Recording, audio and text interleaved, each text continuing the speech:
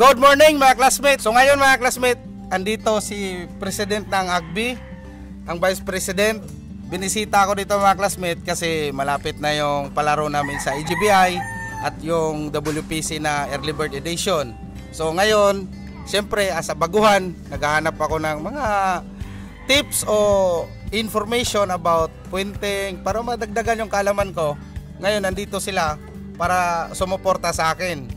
Pero itong mga classmates nagsuggest na bakit hindi natin i-share sa lahat para hindi lang ako yung natuto. So maraming salamat, Pres. Magandang araw po mga classmate. Dito po tayo sa Rugby Game Farm at kinagagala ko po kayong makilala. At sana itong segment na ito ay marami kayong matutunan. Good morning mga classmates, no? So ito po ang inyong lingkod, Joe R. Alontaga, Vice President ng AGBI or Alliance of Game Fowl Breeders International. So nandito tayo ngayon sa Naguilian, La Union sa Rugby Game Farm mga classmates para mag-chicken talks and mag-shares ng mga ideas. Tatanungin kita, Pres, kasi sige ba? Aminado ako, baguhan ako. Ano bang maipapayo mo o ano yung mga ginagawa ng BTX Game Farm? Kasi nakikita namin, Pres, grabe, consistent po mga classmates. Hindi lang ngayon, hindi lang nung mga nakaraan o ano, halos lahat po ng laro na sinasalihan ni Bro Carl is consistent yung score. It's either champion or runner-up, no? So ano po mga sikreto ng BTX Supreme Game Farm, Pres? Isa lang naman ang sikreto, dapat yung masusing selection, dapat mahaba yung pool ng selection natin ng mga panlaban. Kasi kung ilan lang, hindi tayo makakakuha ng yung mga puro talaga ng magagaling mga Class A. So isa pa, yung sa pointing natin mga classmate, dapat consistent din tayo.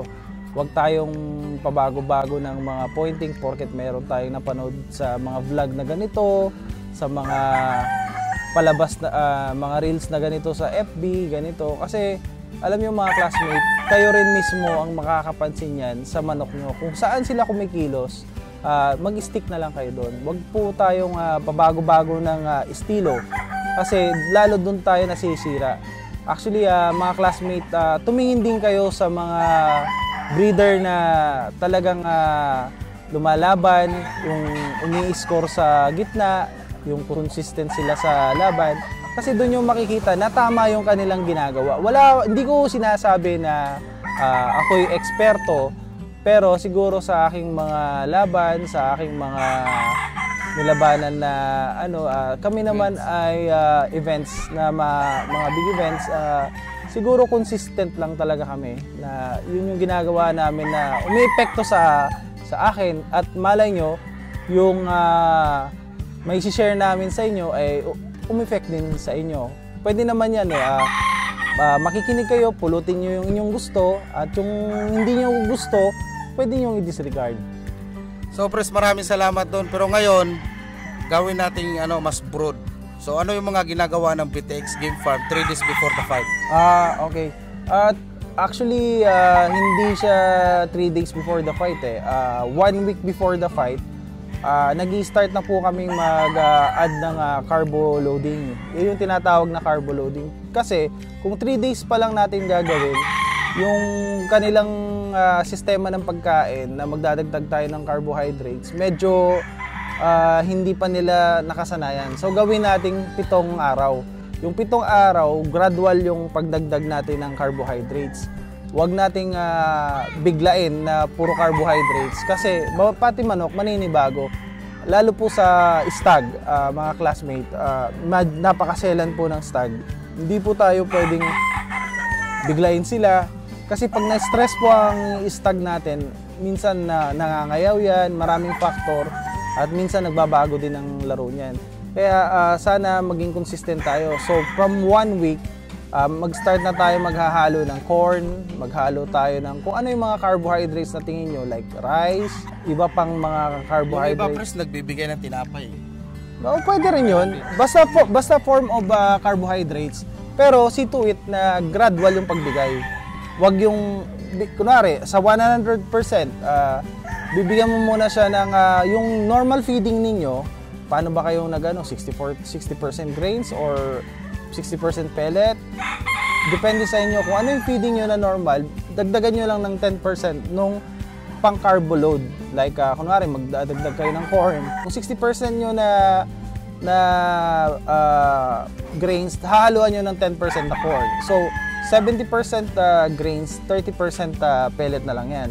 Hanggang yung maging ratio nyo sa 3 days before the fight, dapat 70% carbohydrates na consisting of grains with corn, tapos 30% pellet.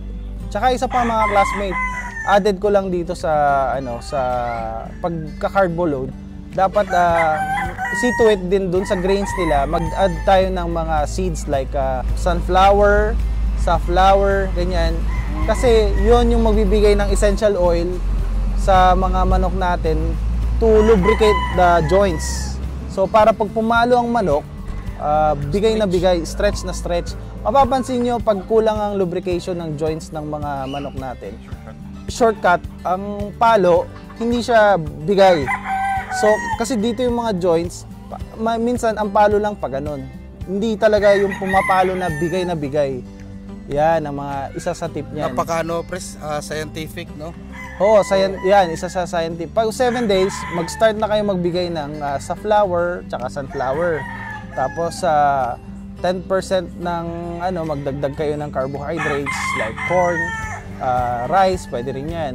Tapos, gradual, hanggang ma-achieve nyo yung 70% carbohydrates, tapos 30% platinum pellet. Platinum kasi Thunderbird endorser po tayo. So, from that, 3 days before the fight, hindi pa ako nagko-control ng tubig. Depende sa climate.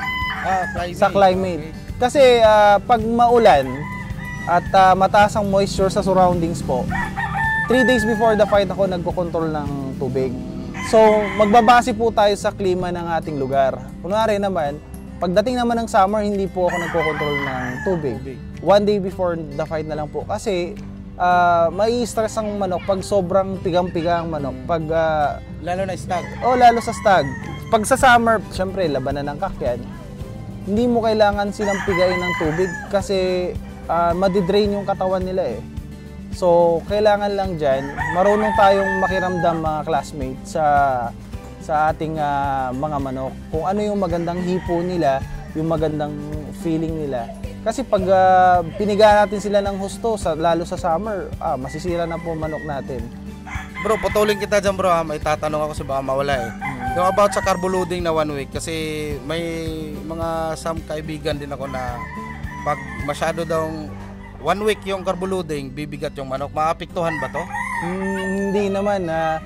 Kaya tayo nagka-carbo load, from the history of athletes, lahat po yan, they start from high protein na pagkain. So, binubuo muna po kasi ang katawan ng isang atleta na yung mga muscles nila pinupuli develop para makapag-compete sila. Ganon din po sa manok. Bubuuin natin ang katawan through training, through supplementation and food. So, para yung mga muscles sila buo intact na intact. Ngayon, kaya tayo nagka-carbo load is to give energy dun sa mismong laban. Tsaka ginagawa rin natin ang carbo load, ito pa sa mga classmates yung kaya tayo nagbabawas na ng pellet sa 21 conditioning days kasi ang gustong hipo, para sa akin, ang gusto kong hipo ng manok, yun lang po yung malambot. Kasi po, pag masyadong matigas po ang manok, ang tawag po doon muscle bound. Hindi po nagkakat sobra sa proteina. Pag sobra sa proteina, tsaka sobra din sa training. Pag nagkaroon po ng muscle bound ng mga manok yung mga classmate, wala pong magandang cutting yan. Unlike pag medyo mahihipo mo tamang tigas tapos may lambot siya, yun po maganda pong bumato ng paa yan. Pag masyadong matigas po kasi, pag binato ang paa, short dahil parang sa bodybuilder po, yung mga nag-gym. Pag na-flex nila bro yung muscle nila, di ba? Malalaki. Malalaki. May mga rito. Di ba hindi na nila abot yung kanilang shoulder. dahil malaki yung Barrier na. may barrier na. Sobrang laki ng muscles. Yes. Ganon din po yung sa manok. Pag pumalo ang manok na masyadong malalaki ang mga muscle at shortcutting po yan dahil hindi nauunat ang paa. Tama.